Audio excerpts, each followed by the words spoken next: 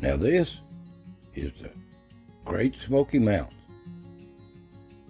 A beautiful place, a beautiful mountain range in the southern end of these Appalachians. And it has over 15 million annually visitors. People don't believe it, but you can look it up. It's the most visited park in the continental U.S. And most of you know where it's at, but some of you that don't around the world that watch these videos, here's the location of it. Down here in the southern end of the Appalachians. And it has over 520,000 acres. It borders 2 states, Tennessee and North Carolina. And there's a lot of tourist activity around this park. It's such a busy place, but it is so busy too. And most would think, well, traffic looks like this, and it does a lot of times, on certain times of the year, certain days. And it can be a congested place with this many visitors, that's for sure. But it's certain times of the year and certain times of the day for sure. You can get about anywhere you want to go.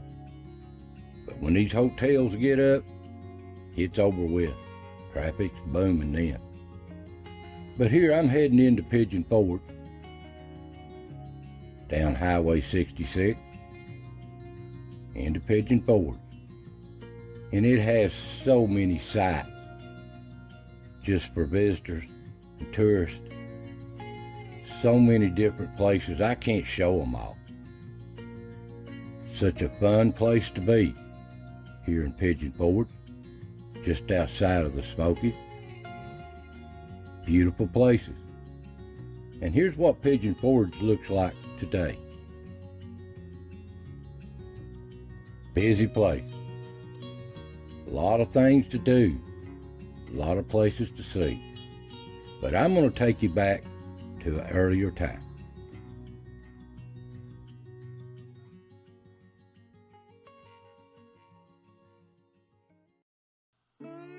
Now this is Sevier County, Tennessee. The foothills around the Smoky Mountains. And these are the old roads back then. But I'll show you Pigeon Forge, Gatlinburg, Cherokee, North Carolina, and the surrounding areas before I get into the park.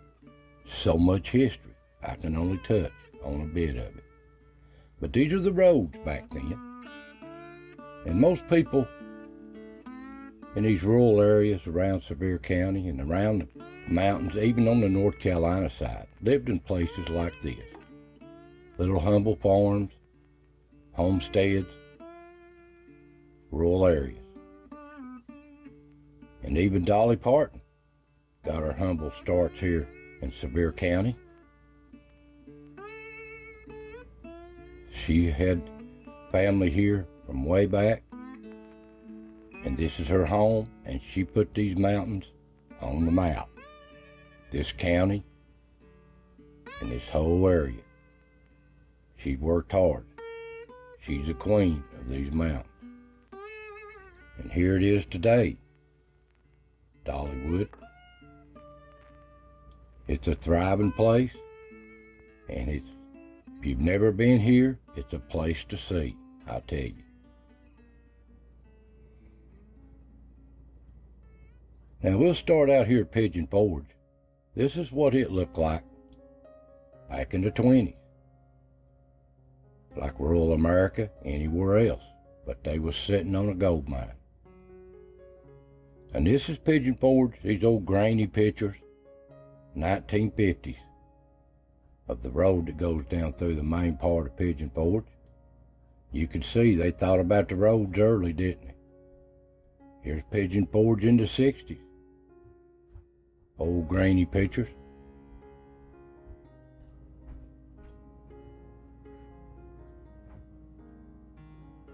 Here's Pigeon Forge in the 70s. Growing and still growing. Here it is in the 80s. growing leaps and bounds.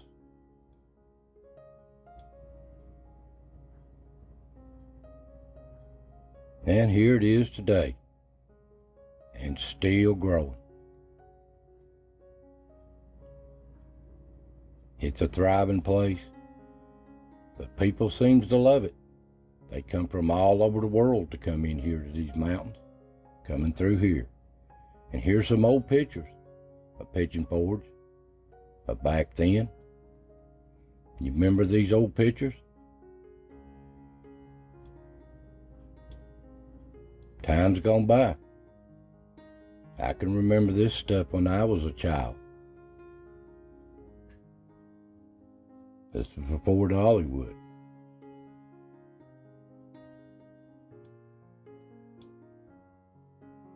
Even old places that don't exist no more. Just old pictures. Well, there you go, Pigeon Forge. And we'll move on up towards the mountains. This is Gatlinburg, back in the early days. Old pictures. It's a thriving place too. Here's one back in the 40s. Simpler times.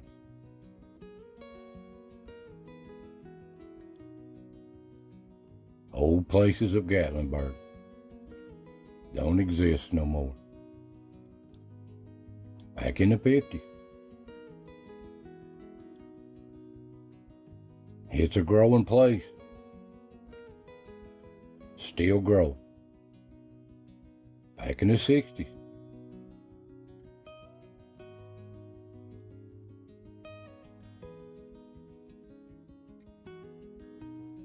I can remember some of these places way back. Now here it is back in the 70s.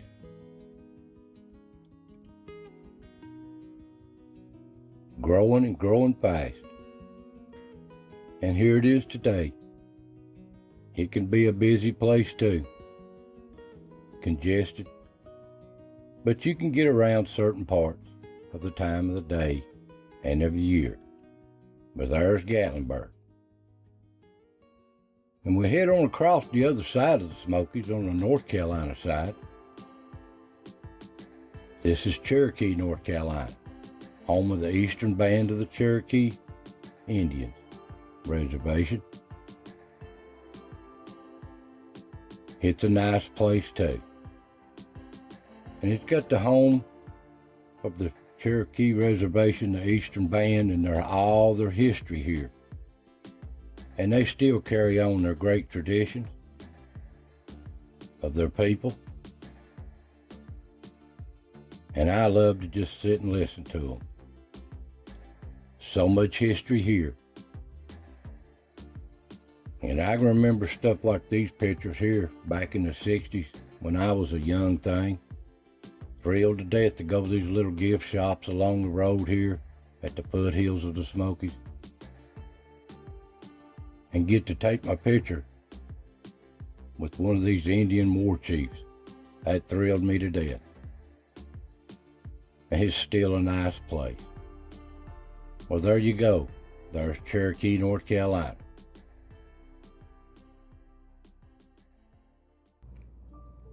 Well, this brings us to the Great Smoky Mountains National Park itself. So much history here, so much to see, so many places. It's such a vast park with 520,000 acres. Beautiful place. Most people don't have a clue about how this park was started or any history about it.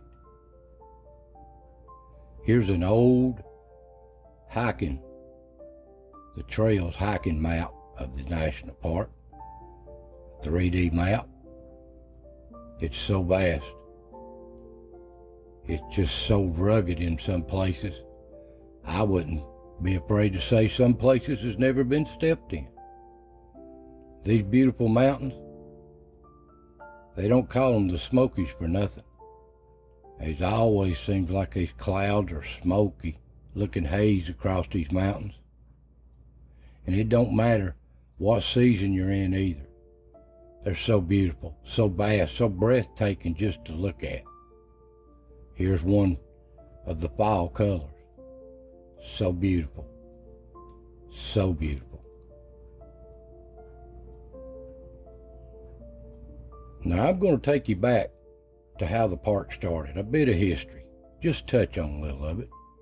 This is an old place in the Sugar Lands, about where the visitor center is now.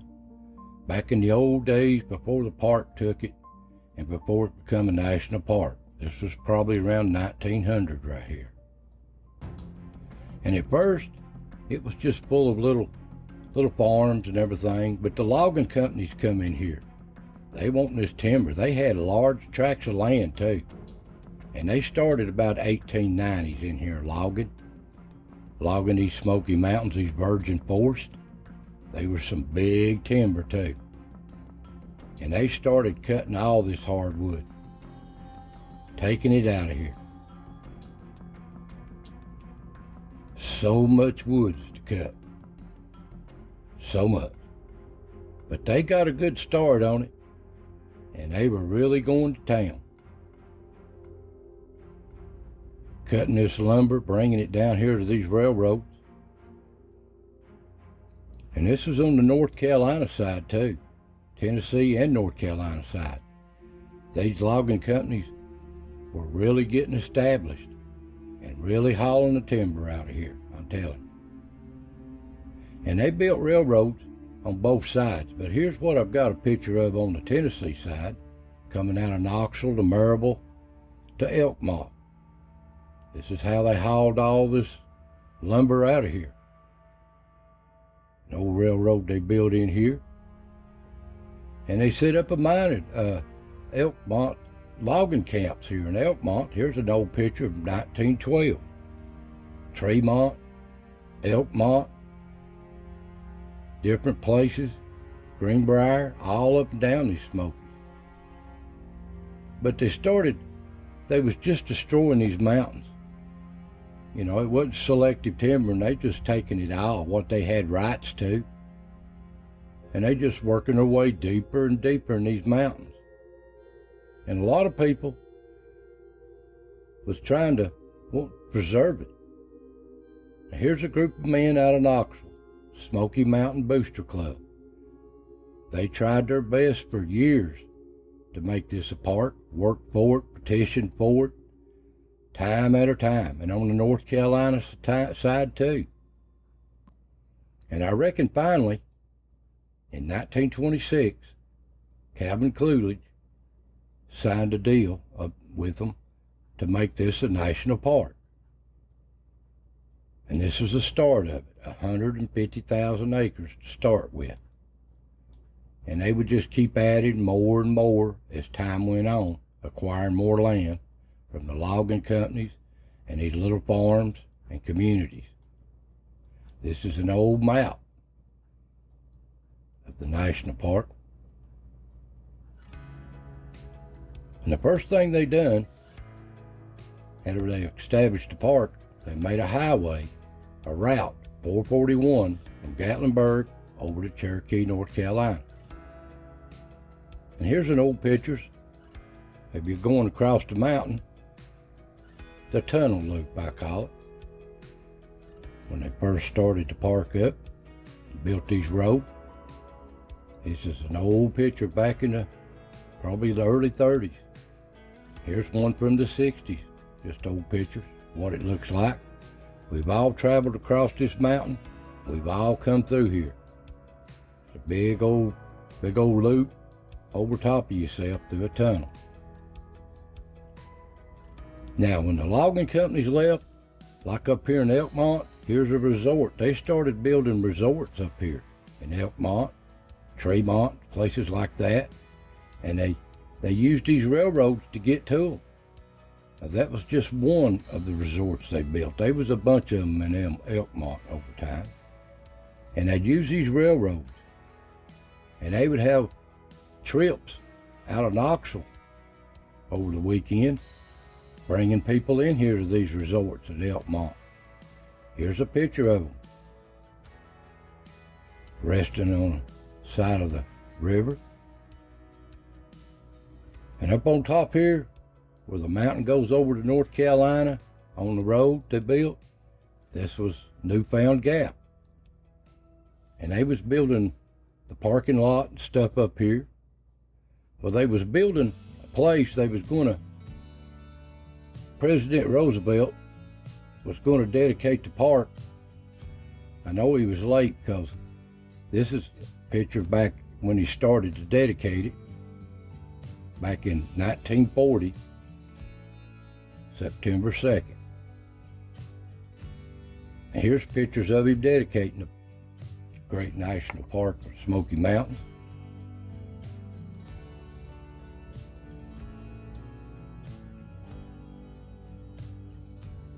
And here it is today, where he gave his speech to dedication of the Great Smoky Mountains National Park. And here's some old pictures. This is Newfound Gap, 1947 picture, parking lot. Here it is in the 50s. Early 60s, the old parking lot of Newfound Gap. Now, President Roosevelt, in the early 30s, he made the CCCs. And they was all around the country too. Conservation Corps. Young men going around infrastructure in the country for parks, dams, forestry service, wherever they needed them. And there was a lot down here in the Smokies too. They made big camps, and they lived there and they worked out of them. They made all the roads, all the little walking and hiking trails. They done a lot of work in these Smokies. But not just the Smokies, all across the country this way, till World War II come in. And up here not far from Newfound Gap, you go to Kremlin's Dome. Kremlin's Dome. Elevation of 6,643 feet. And this was built in 1959.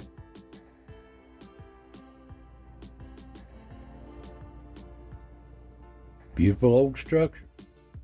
Here's right after it opened. Old picture. Now here's what it looks like today. Now they've changed the name from Kremlin's Dome to Mulberry Place, a Cherokee name. There's the name. A lot of history here. And here's the views you see from it. You're supposed to be able to see on a clear day 7 states from this dome. And I'm telling you, it's breathtaking too. And all around the edge of the Smokies is the Foothills Parkway. On the Tennessee side, on the southern side, North Carolina, they got the Blue Ridge Parkway. There's a lot of roads around here. Some views like this. Beautiful views. You're just going around the edge of these Smokies. This is Weir's Valley. And in certain places, you can see vantage points where you can park, and you can see places like this off in the distance. That's the Blue Ridge Parkway. But the last of all, and the best and the most beautifulest place I think in the world is Cades Cove. It's just breathtaking to see. And it's nestled between the mountains down here in the southern western end, the western end of the Great Smoky Mountains, in a little valley. And if you've been to this Cades Cove, this is what it looks like on a busy day. Somebody sees something up the road, you sit in line, seems like an hour before you move. But it's so breathtaking, and it is busy at times. And you get to see old stuff like this, the old churches of Cades Cove, beautiful old structures, the old mill, Gable Mill, the old cable mill, and the old barns. See stuff like this, made by hand, beautiful old structures, and of course, the old houses. The old houses of our pioneers that come in these mountains. And the park does a great job preserving them too. Great job.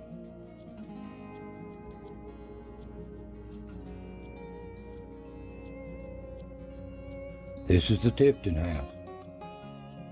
Beautiful old structures. But the wildlife, yeah, people see these bears in here. They're wild animals. They need to be left alone and respected. But they've been seeing them since this park become a park. All around this park. And they're nice to see. Beautiful animals. But they're wild animals. They're wild and they need to be left alone and be respected. There's some weird pictures. Whatever you do, don't ever feed a bear. Because if a bear gets used to somebody feeding them, they usually become a nuisance and they become a dead bear. So if you love these bears, leave them alone, give them their space, and do not ever feed one. The old Cades Cove, here's an aerial picture in 1925 of the valley of Cades Cove. And it had, at one time, 700 people lived here.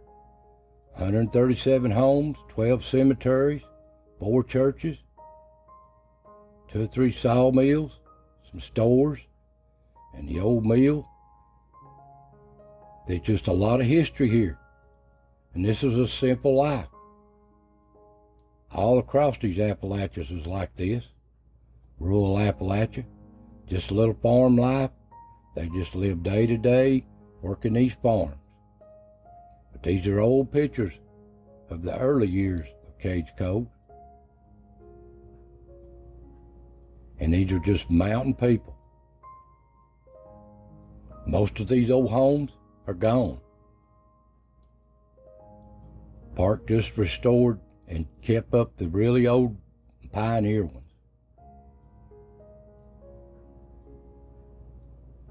Beautiful old homes. These are just old pictures of when the park first took it.